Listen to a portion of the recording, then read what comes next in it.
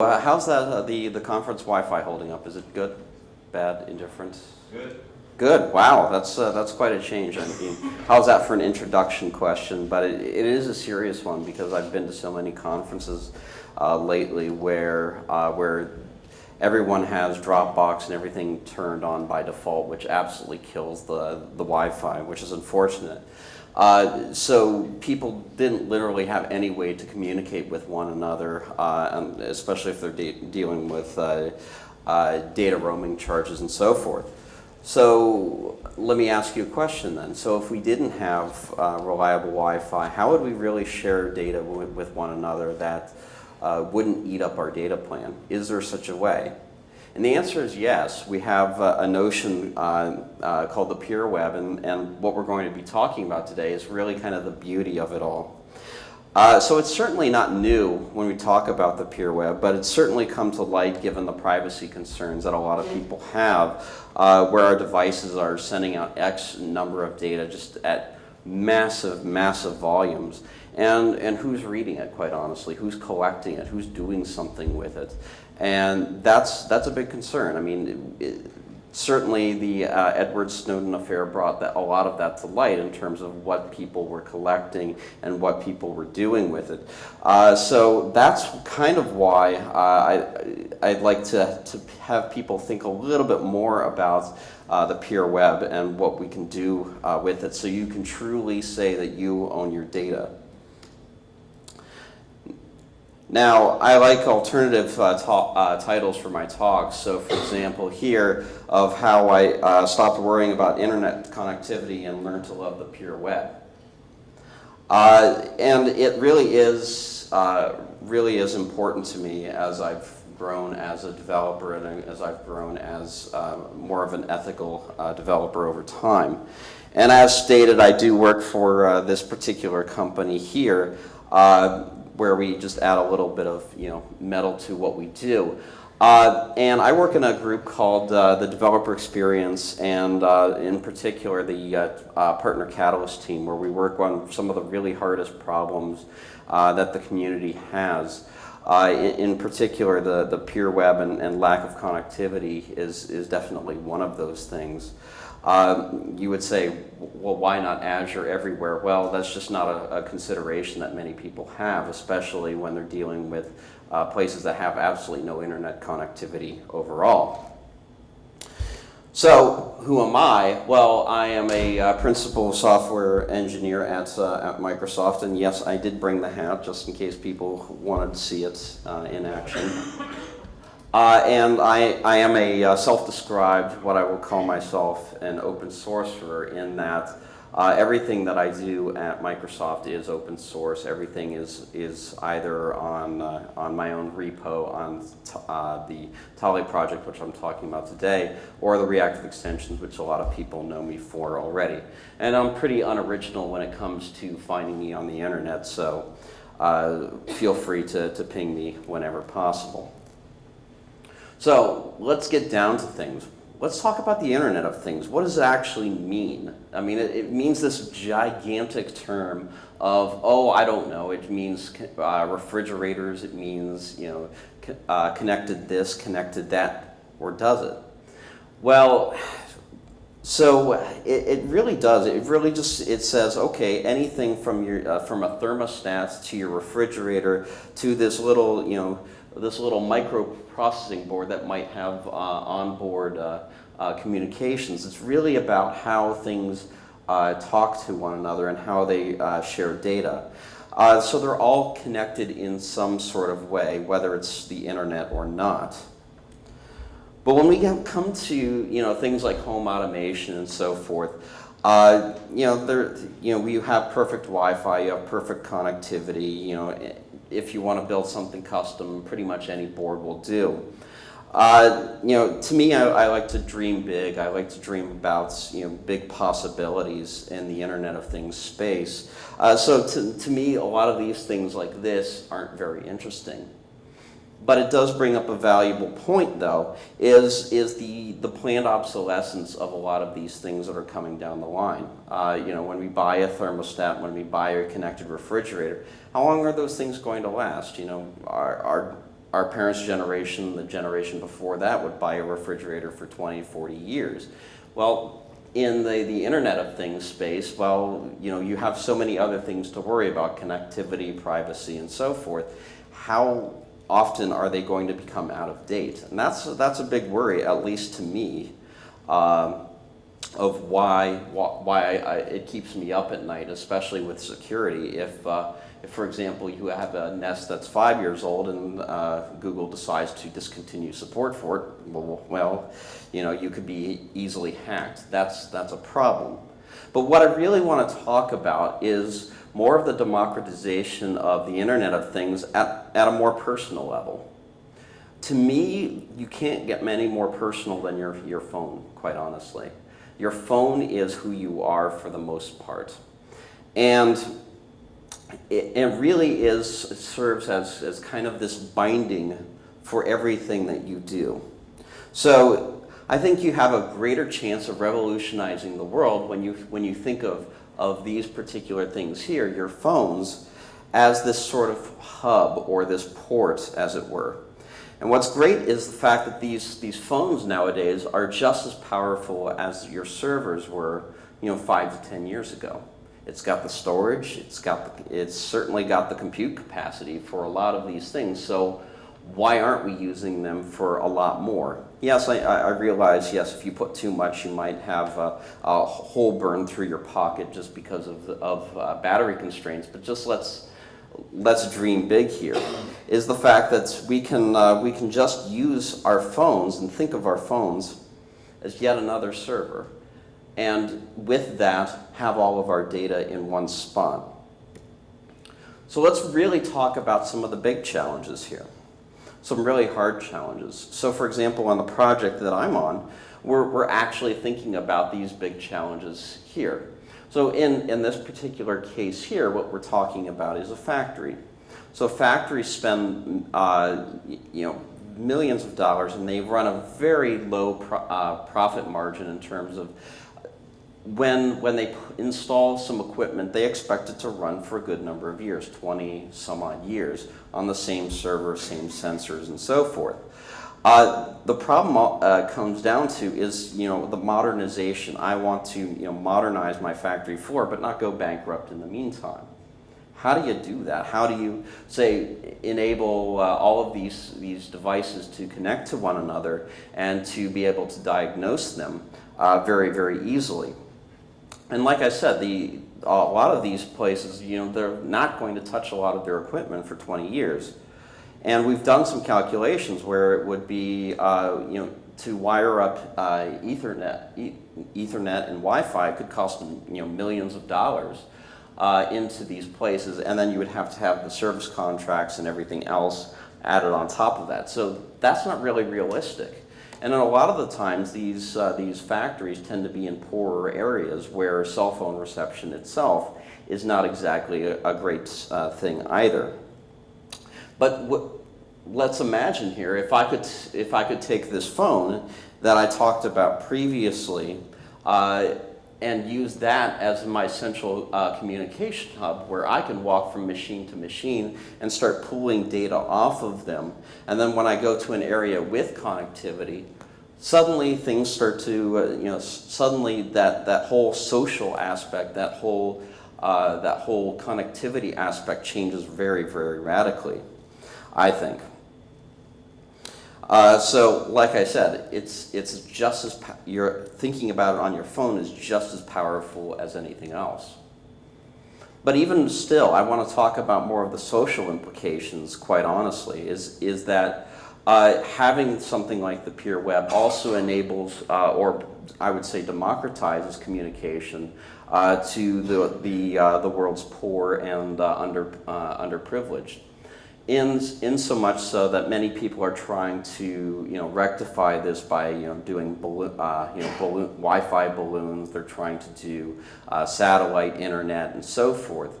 But quite honestly, a lot of those solutions could be very much fixed by just having a phone where your phone can talk to another phone and share data, memories, and so forth with one another with very, very little infrastructure required for that. And especially if you start to think about when you're thinking about high density living here, you can think about mesh networking as well, where you can suddenly start to build this network on your own. So quite honestly, I think that the peer web has a good chance of really changing how we think about communication and democratizing that communication with everyone. And since we were talking about this, we're also talking about governments that decide that they want to shut down the web for whatever reason, censorship or what have you. But when you have the peer web, it's really hard to shut that down. So you still give the people the freedom to communicate. And quite honestly, save lives.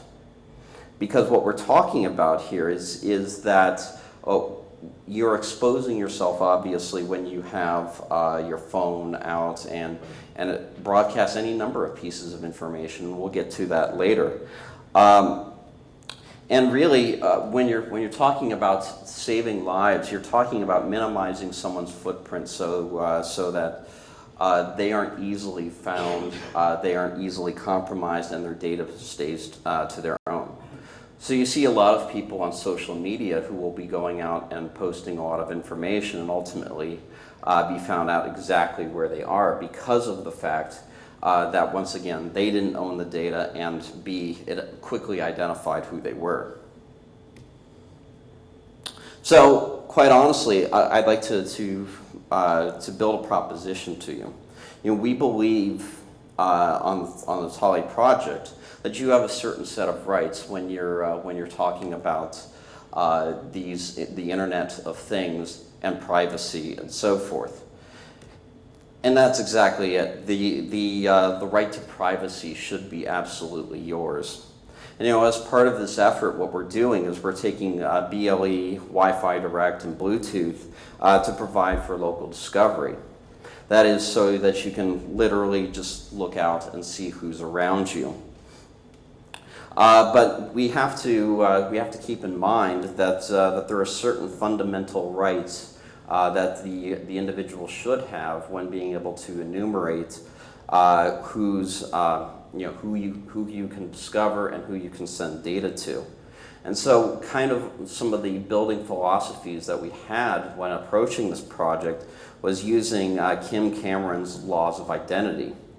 And so users have rights, and we as ethical engineers have every responsibility to the user to be able to do to do that sort of thing. Sorry about that. Something went haywire here. There we are. So the first law is that technical systems must only reveal an identifying user with the user's consent. So basically, what that boils down to is that your application should not start broadcasting your availability unless you specifically said so. And the second part is it must be prominently displayed as part of your application and say, hey, I'm out there, I'm broadcasting to the world.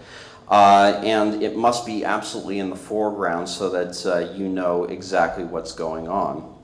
Discoverability is different than any other thing because it opens up the user to any number of imminent dangers, quite honestly. So when we're creating apps like this, we have to go above and beyond to protect the users. And that's not really discussed when people think about the Internet of Things, but I think I'd like to bring it to the forefront is, when people are thinking about these sorts of things. So, for example, in this particular law, you must be able to disable a lot of the discoverability parts, and you can add some constraints as to you can be discovered by certain people and not by other people as well. So that's what it comes down to there is that, for example, if you're dealing with online harassment, How do you stop people from pinging you, constantly finding out your location, and so forth? That's, you could naively say, well, just turn off your location and just be done with it. But that's really just harming the actual, person that's being harassed, and that doesn't actually enable them to be much more productive in society, and that's a real shame, quite honestly. So instead, what we have to do is actually add in a lot more features to protect those users. And just as well, we might also want to, for example, I'm at work and I want to be discovered by a good number of people while at work, so that people can hit me up on Messenger, they can send me files and so forth. But I want it so that it's certainly geofenced in such a way that when I leave work, I don't have people stalking me afterwards. That is also a fundamental right that we should all have. So we should be able to exclude certain people from discovering us, and we should also be able to time box it and geofence it into ways that people discover us. Right now it's more of a wish than a reality, unfortunately, just because it's truly, truly hard to control a lot of this information. But as ethical engineers, I think it's something that we should strive for, and so forth. So we really have to think really hard about the user here, and all decisions, like for example, must come down to the user as to whether they enable it or not enable it. So the second law is the solution that discloses the least amount of identifying information and best limits its most stable long-term solution. And the third law is its digital identity systems must be designed so that the disclosure of identifying information is limited to parties having basically a need to know it, or a justifiable place in a given relationship. So what that boils down to is the user data must be exposed in such the smallest way that they're actually identifiable, not your whole big internet footprint, but just a small piece of information so that people can recognize that it's you. And it should be for the shortest amount of time possible. So kind of time boxing it in such a way. And it really does simplify a lot of things when you're really time boxing it and you're making it very, very unique. And what it also does is it goes against the whole thing about pinging other people around you and saying, okay, I'm going to ping this person to death, or I can harass them because I know their identity, I know that sort of thing. Well, they can't really discover who you are unless you specifically go out there and identify yourself. So, and the fourth law is a universal identity system must support omnidirectional identifiers by public entities and unidirectional for private entities. So, for example, I can say to the world, hey, here I am, you can talk to me, versus we're in an intimate conversation, and then we can start sharing data back and forth.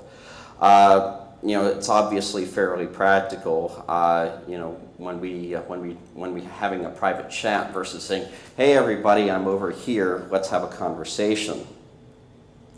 So it also, in these laws states, the fifth law states, a universal identity system must channel and enable the inner workings of multiple identity exchanges run by multiple identity providers.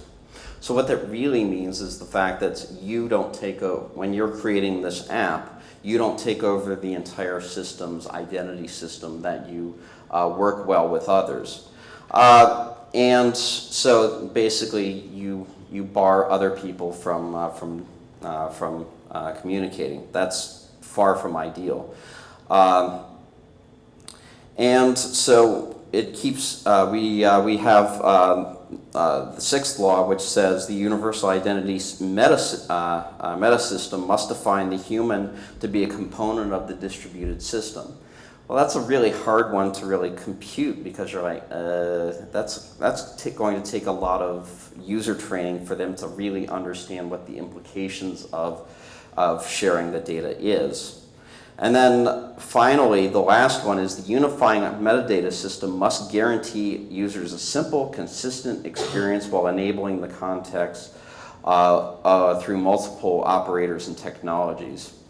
So our app will basically use our technology to enable itself and the community to communicate. And what it'll find is it'll find basically apps that have their own communication identity systems, and it will basically identify them and hopefully bring them into a more standardized way of communicating, such as we do. But you might say to me, you know, you're full of crap, quite honestly, because there's so many other ways of identifying who you are. And that's true. I mean, when you look on your phone and so forth, you have your Bluetooth address, you've got your Wi-Fi MAC address, you've got your Bluetooth Low Energy MAC address, and in addition to your international mobile subscriber number. So all of those particular things kind of already identify who you are. But the first law should always be is do no harm. So therefore not overexposing your identity to anybody else. And you know, quite honestly, a lot of these are globally unique addresses, but quite honestly, they don't have to be when you're talking about local communication and so forth. Is that we think that those are bugs. Those are things that could be randomized over time, and that there'd be no detriment at all to you as a user. So there's really nothing magical about those addresses at all. If you think about, we could fix them so that they're actually randomized in such a good way, in the way that we're doing our identity here. So with that, we also expect you to for example, to own your data, which is the fact that you will have your data sitting on your phone, fully encrypted, and only have to only be able to share with those you explicitly said, based upon those privacy rules that we've already laid down. Now, you know, imagine those kinds of implications here. Imagine, for example, we did that uninteresting stuff back at home, our home automation and so forth, and we're storing all of that data on our phones or on a local machine or something like that. Imagine if you owned all of the data inside your house, you know, whether it's your thermostat, whether it's your energy consumption, everything. And imagine the power that you would have to be able to sell that back to somebody for a discount. That to me is very much a good thing that the peer web and those sorts of things would enable, because all of your devices would interconnect to that central hub, and then you would own your data that way. So enough of my philosophical blathering. How would we actually build such a thing? And that we've actually had about 3 iterations so far of how we've gotten here. But none of them until now have been, you know, adequately satisfactory in such a way that we kind of build them as a Lego block kind of solution. Now, in terms of having a runtime, yes, you can go ahead and laugh that we're using this, but you know, quite honestly, when we're thinking about a runtime that can truly run pretty much anywhere, we have Node. And Node pretty much can run anywhere from a simple board to a phone and so forth. So it really is that that base Lego block that we've been looking for, that it can do all of the things that we need to do, whether it's identity exchange, security, data synchronization, and so forth. So, like I said, we can take advantage of the massive amounts of libraries already out there to build these kinds of solutions. And then we're going to kind of need a way to deploy our solution in some sort of sane way to something like the Apple App Store or to Google Play. And Apache's Cordova is actually very good at this in terms of it can take our server-side code, it can take all of our native bindings and all of that and basically package it up in such a way that we can easily deploy it to our phones using anything from Xcode to iOS, Xcode on iOS and Android Studio for Android. It'll package it up nicely, and what's nice is the fact that Cordova is allowed in the App Store as well. Now, data synchronization is a very interesting piece because what you want to do is you obviously want to have your data absolutely secure, but what you also want is a fairly reliable mechanism for sending the data out to a lot of people. Now, PouchDB is a technology that's basically built upon CouchDB, which is a popular Erlang-based database, which has at its very core data synchronization. It doesn't have a lot of the very fine controls that we want, but it's a very good start in terms of how we can build these really, really robust solutions. Like, for example, when it does these change detections and so forth, it can basically pick up and say, okay, this phone here has only seen through revision 50, this one's seen through revision 52, and it knows how to automatically communicate all of those changes and synchronize them very, very nicely. And with PouchDB, PouchDB is kind of a compact version of CouchDB that you can put literally on anything, whether it's a web front end, which uses local storage or IndexedDB or anything like that, to the more server-based, whether it's using in-memory or it uses something like Google's LevelDB, which is what we're using here. So the amount of configurations that we have for storing data is very, very flexible in the fact that we can swap out one for the other. Data synchronization is easy. But what we're going to do to really be secure about that is we're going to actually implement down at the very deep level more of the access control list to see who really does see what when those packets go across the wire. Now, when we talk about the idea of we want to keep unauthorized people out,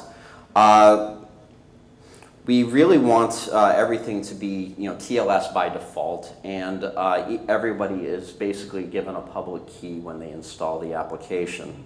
This was taken at a fine, this picture here was taken at a fine Irish castle when I was out at NodeConf EU, and I just thought it was a perfect sign to use for this. But the idea is that everybody who gets an app gets self-signed cert, and that becomes their identity that they can give out to the world. Another thing is we want to be able to do key exchanges. And how do we do that without making your users absolutely hate your guts? I mean, it's a really simple question. You could do QR codes and have people try and synchronize, line up your phones and do that sort of thing. But I don't think that's really super possible. So what we're actually doing is a modification of the coin flipping algorithm or coin flip commitment protocol, as it were. Sorry, and this opens it up a little bit to attack, but we're talking about, say, 1 in a million attacks. We're talking a very, very small chance of being attacked. when we're talking about that, you could go to a football stadium today and you won't hit that number of people at all, especially those within radio range at all. So your chances of being attacked in terms of a person in the middle attack is very, very small. But let's just say, for example, we have someone such as find Derek here in the front row here, that he and I have some generated keys on our cell phone, and we want to start communicating. We want to securely communicate so that we basically prevent an unknown key share attack. So that means that someone in the middle can't just suddenly say, "Oh, by the way, I have your certs right here," and jump in the middle. So we can basically say, I can say to you, I'm expecting 1, 2, 3, 4, 5, 6. Did you see that? And you said, I'm expecting to see 6, 5, 4, 3, 2, 1. Did you see that? And that's exactly what we're going for, is something as simple as how you would register your phone on your car or anything else in terms of Bluetooth connectivity. And we need to be able to do this, obviously, without any cellular or Wi-Fi infrastructure to do that. Nothing obviously prevents us from doing it directly over the internet, but we would rather not. And so, like I said before, is we had this ability to do it using QR codes, where I would say, okay, let's line up our phones and let's scan each other there. But it's really a pain, whereas having a 6-digit PIN is not super bad in comparison to the alternatives of having a 256-character code to pass one another. But we really want security, and we're bringing it down to a level of that 1 in a million attack that I don't think is that big of a deal when we're talking about the hyper-local communication, as it were. And we really want, like I said, we really want Node to be on every device. Well, unfortunately, Node by itself doesn't run on every device, but we found through trial and error that we could, in fact, get Node running on every device if we say, shimmed SpiderMonkey, which is Mozilla's network, Mozilla's JavaScript interpreter onto some platforms versus JavaScript core on other platforms, but quite frankly, that was just a waste of our time. So we instead found a company called Nubisa, and Nubisa themselves have basically taken this and taken it to extreme, where it can run pretty much on every environment. In fact, that we've got it running now on Android, we've got it running on iOS, and now we're getting it running on Universal Windows projects as well. So really, it's opening it up to the world. It's still stuck in the 0.10 time days of Node in terms of the API surface, and they're quickly getting to Node 4 and Node 5. It's going to take them a little bit of time, but what it's also giving us is the ability to do, since it is a fork of Node, they are giving us kind of some unique holes into OpenSSL that aren't necessarily given given in the APIs right now. It's in OpenSSL, but Node doesn't really expose to that level. For example, for our self-signed cert authentication in TLS. So we're working with them to do that. So I highly recommend, if you want to run Node on your phone today, you can do that through JX Core. And like I said, is the fact that you can already deploy these these applications directly to the App Store. So for example, here we have a Wi-Fi shopping list, where we can basically share with other people and share with other people our shopping lists, people that we want to share things with. So this is an app that's out there now. You can go ahead and download it. It's only 18 meg, it's not that big. And it's really kind of a cool app. And just as well, just to make sure that the people Android aren't left out. They also have an Android version as well. So once again, now you have this deployment mechanism that literally hits a good 90-some-odd% of the mobile market. And that was really our goal when we were creating, kind of the Internet of Things on your device. We really wanted to tackle what was key there. Now, what if there is no cloud at all? What if there is no, we already have the technology that we've already been talking about. For example, we have Wi-Fi Direct, we have Bluetooth, low energy, and so forth for service discovery for any of these two devices to communicate.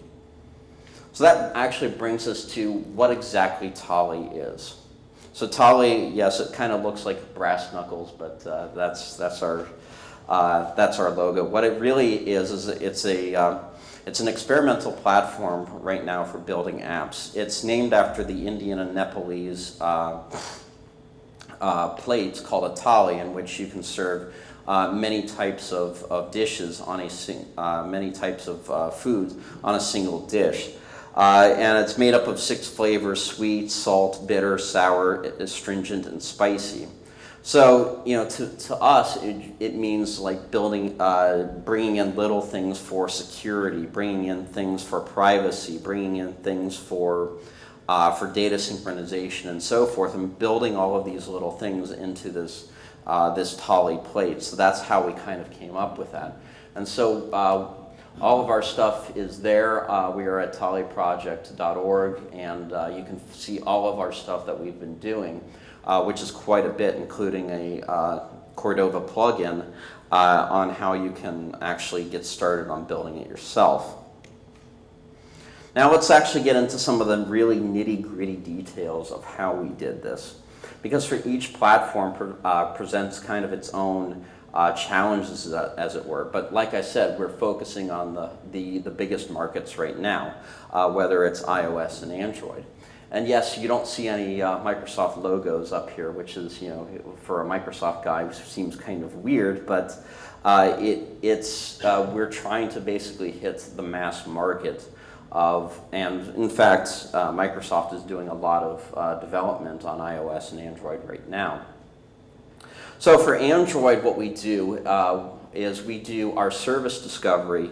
Basically, we're advertising a string out to other particular people of our identity using Wi-Fi Direct. And with Wi-Fi Direct, we can just basically, discover other devices that are advertising via Wi-Fi Direct, and then we can start to see who exactly is a Tolly application from there, and then you can go from. Then once that happens, then we can open up a channel on Bluetooth to start sending back and forth data through muxing and demuxing of data, basically into smaller pipes, and so that they can come out on the other side. So we can fit many, many messages into a single stream.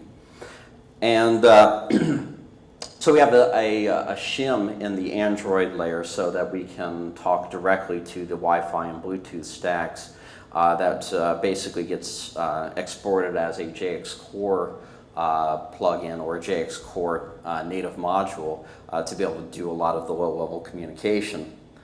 But we've obviously had some problems in the fact that Wi-Fi Direct is not really a great protocol because Google really doesn't care about it. And we've seen that time and time again, as the updates come, is the fact that it is one of the most unreliable pieces of software we've ever seen. But at the same point, we're looking at alternatives such as Bluetooth Low Energy for the actual data discovery, which kind of cuts down on the radius that we can do, but ultimately it will give us the reliability we need. The Mac on the other, or the iOS on the other hand, what we use for discovery is Bluetooth, so it's kind of in reverse.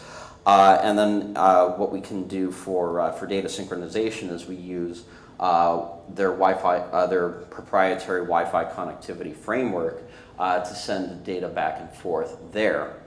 And yes, we've hit lots of bugs there because I don't think anybody else has been trying to send massive amounts of data over the Wi-Fi connectivity framework. So we've had lots of instances where iOS wasn't telling us that data was being dropped, it was just being dropped.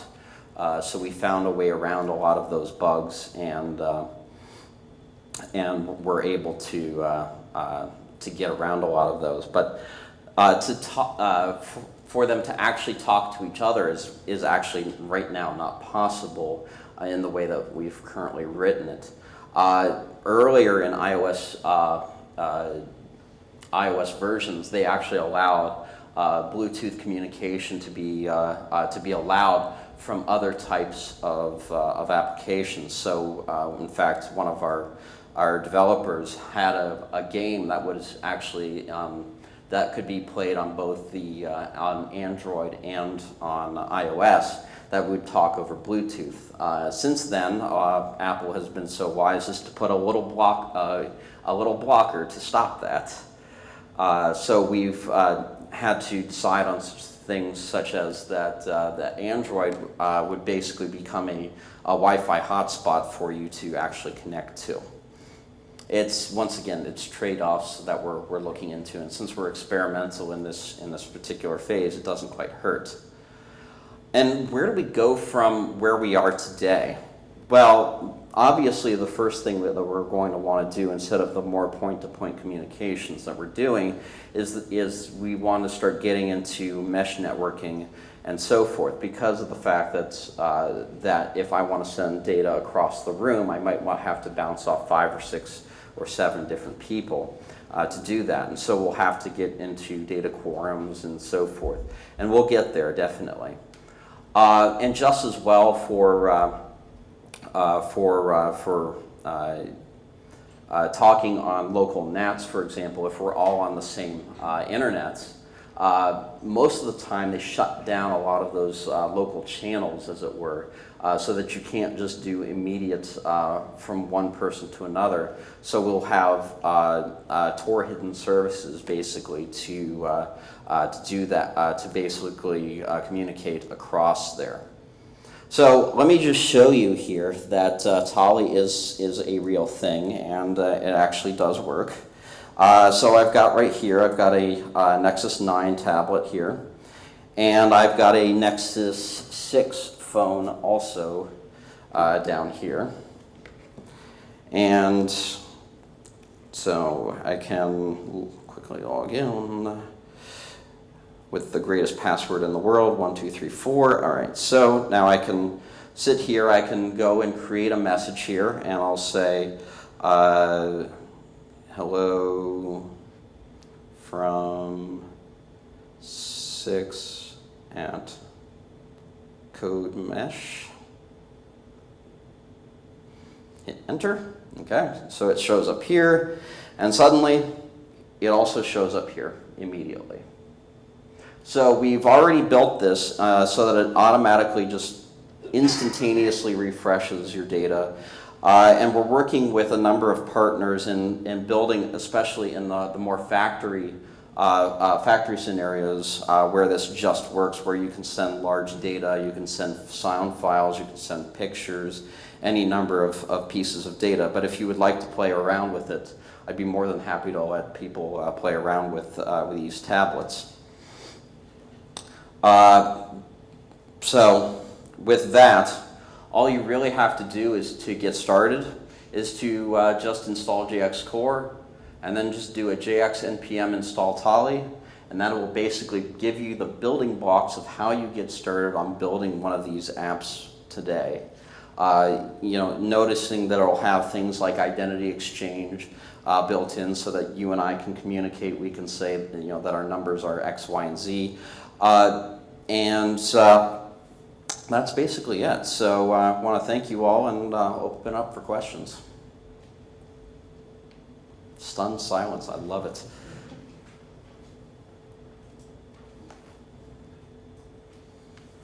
Anything? Have you spoken to Google or Apple about the challenges you face? Yes, we've actually filled 5 bugs on them. So, in fact, some of them have been acknowledged by Apple, and that they will fix them eventually. We hope. They've never given us any timelines or anything like that, but they have admitted that that we have found some holes in there that they've fixed.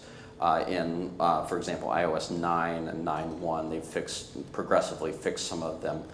They've created other challenges for us, unfortunately, where iOS 9 also introduced this weird Bluetooth confirmation box would just come out of nowhere, and we just didn't ever see that on iOS 8. So once again, we're kind of pushing the limits of mobile development here at this point. Yes? If there's some document you're editing on one device and then it synchronizes over to another, do those two devices have to be online at the same time? No. No, basically when the other device wakes up and then discovers one another, then it'll say, I've seen only since Rev 52, whatever you have, send it to me. And so it'll automatically, by default, send it over to you. No, it's not a only online solution in terms of you have to be online. It's when it's available, it will be synced to you. Okay, but if like the two devices are never online at the same time, then you won't be able to get then they would never talk, no. Once we get to the mesh networking parts, for example, some of them are on at different points, then it'll go from point to point to point and then be able to get to you. So the more direct communication, no, but the more advanced meshed stuff that we're getting into, absolutely we'll be able to do that. Well, we are out of time, so thank you very much. Thanks.